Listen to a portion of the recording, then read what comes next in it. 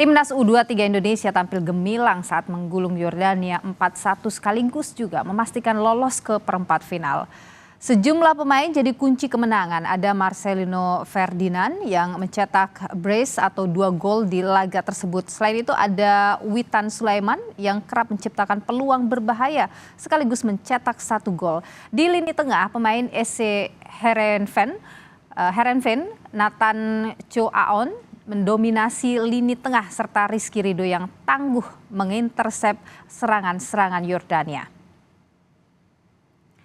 Sementara penantang timnas Indonesia di perempat final ajang Piala Asia U23 adalah Korea Selatan yang merupakan juara grup B. Pemain bintang Korea Selatan U23 yaitu Kim Min Woo yang menjadi aktor penentu kemenangan melawan Jepang.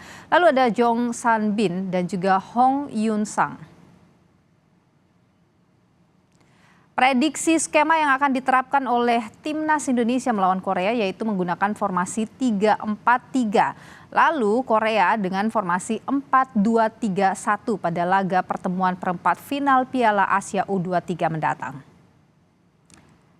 Kita ulas laga 8 besar Piala Asia U23 Indonesia U23 lawan Korea Selatan bersama dengan pengamat sepak bola Virsi Idris. Mas Virsi, terima kasih sudah bersama Sapa Indonesia Malam. Sehat selalu Mas Virsi. Saya merasakan semangat Anda, optimisme Anda. Betul. Bagaimana sih sebenarnya gambaran Anda nanti ini? Ya kayaknya optimisme ini juga dirasakan oleh mayoritas warga Indonesia ya. Yang sudah lama nggak melihat timnas Indonesia tuh bermain seindah ini, bermain agresif seperti ini, bermain ofensif luar biasa. Bahkan rekan saya jurnalis dari Australia dia juga menyampaikan kepada saya, timnas kamu mainnya hebat sekali sekarang.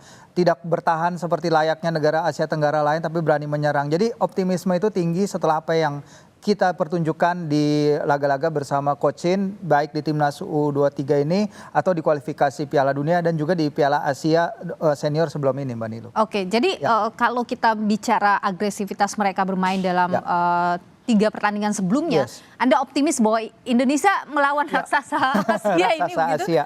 Iya, Korea Selatan yang tadi sudah disebut ya, mereka nggak pernah absen dari Olimpiade sejak 1988 karena ini kan akan jadi ajang kualifikasi Olimpiade juga ya. Mereka mengejar rekor 10 lolos ke Olimpiade secara beruntun, nggak ada negara lain yang bisa seperti itu. Dan di Piala Asia U23 mereka juga hebat di level ini, benar 4 kali semifinalis dari 5 edisi turnamen terakhir. Walaupun mereka terakhir terjegal di fase ini ya, di perempat final. Di edisi terakhir mereka kalah dari Jepang 0-3. Jadi di situ ada celah yang bisa kita manfaatkan, bahwa ada ini juga gap yang bisa dimanfaatkan di pertandingan nanti. Tapi kalau kita menghadapi pertandingan nanti tentu harus waspada juga karena kita tahu ada beberapa pemain kita yang juga mungkin masih belum fit dan juga jalannya pertandingan kan datangnya cepat ya, untuk rotasi juga kayaknya harus perlu dilakukan dan kita kehilangan Nathan juga, kita nggak tahu apakah Nathan bisa balik apa enggak. Kehilangan Nathan ini besar pengaruhnya? Yes, karena dari statistiknya, dari metrik yang dia tunjukkan dalam 2 pertandingan terakhir, dari penampilannya di lapangan, energi yang dibawa ke lapangan tengah itu luar biasa. Karena kita tahu dia tadinya hanya bermain sebagai bek kiri dalam 2 pertandingan melawan Vietnam di kualifikasi Piala Dunia. Tapi kemudian Coach Shin menyulapnya bermain jadi pivot di tengah bersama Marcel dan kemudian bersama Ivar di tengah, jadi luar biasa memberikan keseimbangan. Tentu kehilangan sangat besar. Tapi kalaupun PSSI masih berusaha ya melobi Heerenveen lagi apakah bisa untuk mendatangkan kembali Nathan. Kalau tidak ada Nathan itu selemah itukah? Tidak juga kan? Enggak selemah itu sih, cuman beberapa kali memang di lapangan tengah kita bisa lebih baik ya, terutama Marcel bagus, going forward bagus, tapi kalau dia harus memainkan segi bertahan karena timnas ini sebenarnya dalam 2 pertandingan kita terakhir melawan Yordania, melawan Australia, oke kita menang, tapi kita menerima dalam 2 laga itu 44 tembakan ke gawang. Jadi on average 22 per laga. Itu jumlah sangat besar. Sementara Korea Selatan ini dia mencetak gol ketika melawan China, dia menang 2-0. Dia mencetak gol dari hanya 3 atau 4 tembakan on target. Jadi mereka adalah tim yang sangat efisien depan gawang. Jadi selama ini kita bergantung juga kepada penyelamatan hebat Hernando Ari. Tapi kalau misalnya penyerang Korea yang tentu levelnya saya yakin 1-2 level di atas Australia dan Qatar dan juga Yordania, di situlah kita harus hati-hati. Oke, sekarang ada kalau kita lihat dalam pertandingan misalnya melawan Korea Selatan itu kan ada faktor Sintayong yang dianggap oke, Sintayong kan sangat dekat dengan timnas Korea Selatan gitu. Anda sendiri melihat itu akan menguntungkan untuk kita? Ya, Coach Shin bahkan sosok yang membawa timnas U23 Korea Selatan ke Olimpiade di Rio ya 2016. Ketika itu dia jadi pelatihnya Son Heung-min dan Hwang Hee-chan, 2 pemain yang sekarang jadi andalan di Premier League. Ketika itu juga Shin berhasil membawa timnas Korea Selatan bermain 3-3 lawan Jerman, tim kuat ketika itu. Tentu Coach Shin dan pelatihnya Korea Selatan sekarang ya Hwang Sun-hong itu bahkan dekat mereka berdua ya. Karena Coach Shin hanya 2 tahun lebih tua dari Hwang dan mereka kabarnya menurut Korea Times mereka saling berbagi pesan, bertukar pesan sepanjang turnamen, sebelum turnamen. Hwang bahkan bilang, ini ada kemungkinan nih Shin kita akan ketemu di perempat final. Ternyata benar gitu. Jadi yang disampaikan benar. Tapi pelatih Korea Selatan Hwang sendiri mengatakan bahwa ya dia lumayan terkejut melihat penampilan timnas di bawah Shin, bagaimana penampilan menyerangnya, sehingga dia harus bilang ke para pemainnya harus hati-hati, jangan memandang Garuda Muda sebelah mata. Oke, jangan memandang remeh Garuda Muda itu ya kira-kira. Tapi begini, kalau misalnya nih Sintayong kan sudah pernah melatih timnas Korea Selatan, kemudian juga kenal dengan Hwang. Apakah itu artinya Shin mungkin sudah bisa membaca permainannya Korea Selatan akan bagaimana strategi kita untuk menghadapi itu juga bagaimana? Iya, pasti ada keuntungan ya karena Shin dia udah lama, dia dari jenjang umur dia sebenarnya di timnas Korea Selatan. Dia bahkan juga melatih timnas U20 Korea Selatan di Piala Dunia Piala Dunia U20 beberapa waktu lalu. Jadi memang seorang yang punya pengalaman mendalam terhadap sepak bola di negaranya, sewajarnya ya karena memang dia adalah sosok yang kita tahu membawa membawa Korea Selatan berbicara banyak di Piala Dunia 2018 di Rusia ketika itu. Jadi tentu mungkin ada bocoran-bocoran sedikit yang Coach Shin bisa tanyakan karena ke tim-tim pelatihnya. Minim bicara juga ya. Ya mungkin ke kita ya, tapi sebenarnya kalau kita lihat ya dia bersama bersama anak-anak timnas ya, dia sebenarnya akrab sekali loh. Mungkin lebih akrab dari beberapa pelatih sebelumnya yang pernah melatih tim nasional ya, setidaknya dari pengamatan kita di media ya Mbak ya. Bagaimana kehangatan dia terhadap anak-anak, membuat suasana riang, membuat dia suka bercandain anak-anak juga, dan ini adalah suatu hal positif dari sisi kepelatihannya yang manajemen Shin yang juga harus kita hargai karena ada ya kayak beberapa faktor lah, kayak misalnya di Piala Asia Senior kemarin ketika dia mengistirahatkan Mark Locke untuk menurunkan Justin Hubner dan Ivar Jenner, itu kan tidak mudah untuk memanage seorang Mark Locke agar ya merelakan posisinya kepada 2 pemain yang lebih muda. Tapi Mark Locke menerimanya dengan baik dan itu pasti ada hubungannya dengan manajemen dia yang baik. Oke, tapi kalau Anda melihat nih ya, kira-kira Shin atau apa yang harus diperbaiki nih kalau mau paling tidak bisa imbang dengan Korea Selatan? Ya benar, itu memang salah satu kuncinya memang terutama game management ya. Game management dalam transisi terutama karena beberapa kali kita lihat dalam transisi tim mungkin masih bisa lebih baik lagi dalam keeping the ball, dalam organisasi pertahanan. Tadi sudah disebutkan kita membutuhkan Hernando untuk melakukan 6 penyelamatan lawan Yordania. Dan 5 penyelamatan kalau tidak salah kontra Australia termasuk penalti, menahan penalti ya.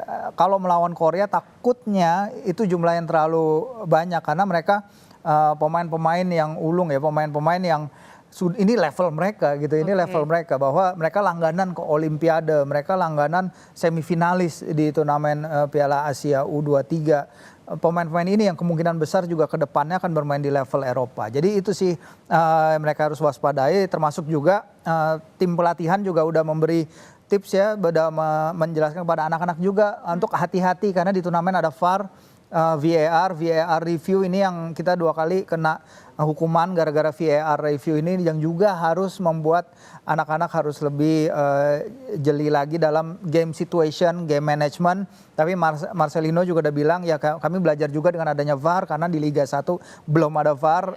Sekarang kita belajar bagaimana cara handle situation di mana jangan sampai VAR melakukan review yang bisa merugikan tim nasional. Oke, kalau Anda sendiri melihat siapa pemain dari Korea Selatan yang mungkin harus diwaspadai oleh anak-anak? Ya, yang menarik memang karena kalau saya menonton pertandingan full lawan Jepang kemarin, Korea Selatan lawan Jepang, itu sebenarnya Coach Hwang itu melakukan 7 pergantian pemain. Dan dia mengakui dia melakukan itu karena rotasi. Itu tadi yang kita sebut bahwa dalam turnamen seperti ini di mana waktu istirahat antar pertandingan lebih sedikit, mereka harus melakukan rotasi itu. Di sini kita beruntung kita dapat istirahat 24 jam lebih lama dari tim Korea Selatan. Tapi Korea Selatan di satu sisi ketika menghadapi Jepang juga mereka bermain dengan komposisi yang jauh berbeda. Karena Coach Hwang dia bilang bahwa dia memasang beberapa pemain di luar posisi. Dia mencoba pemain-pemain yang lain agar ada persaingan di tim itu dan agar menjaga kebugaran. Jadi ini lebih dari kita harus mewaspadai 1 atau 2 pemain. Tapi bagaimana kita harus mewaspadai kolektifnya Korea Selatan, karena walaupun mereka udah mengganti 7 pemain pun mereka bisa menang hebat lawan rival terberat mereka loh, Jepang. Oke, kalau Anda sendiri melihat kita kan sebenarnya begini, anak-anak ini sudah percaya dirinya sudah bagus ya. Di atas, betul. Waktu Qatar kan sempat down, terus kemudian bangkit perlahan sampai dengan kemenangan Yordania. Itu menguntungkan, itu hal yang baik atau jangan sampai overconfident juga? Ya pastinya Coach Shin saya yakin nggak akan membiarkan anak-anaknya terlalu overconfidence ya. Karena dia kan seorang pemenang ya, dia udah pernah menjadi juara juga Liga Champions Asia. Dia udah tahu bagaimana untuk memanage situation seperti ini.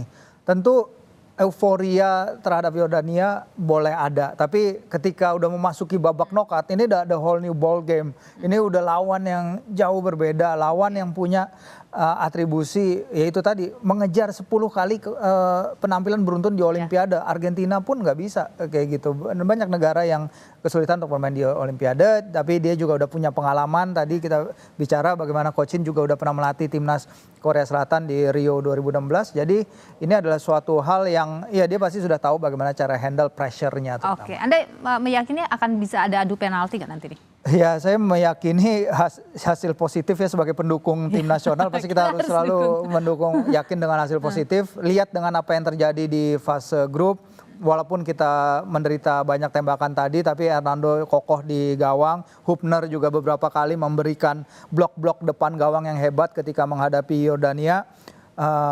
Ya harapannya memang itu, kalau kita bisa membawa laga ini, kalau jangan sampai kebobolan di 45 menit pertama. Nanti kita lihat di 45 menit kedua seperti apa.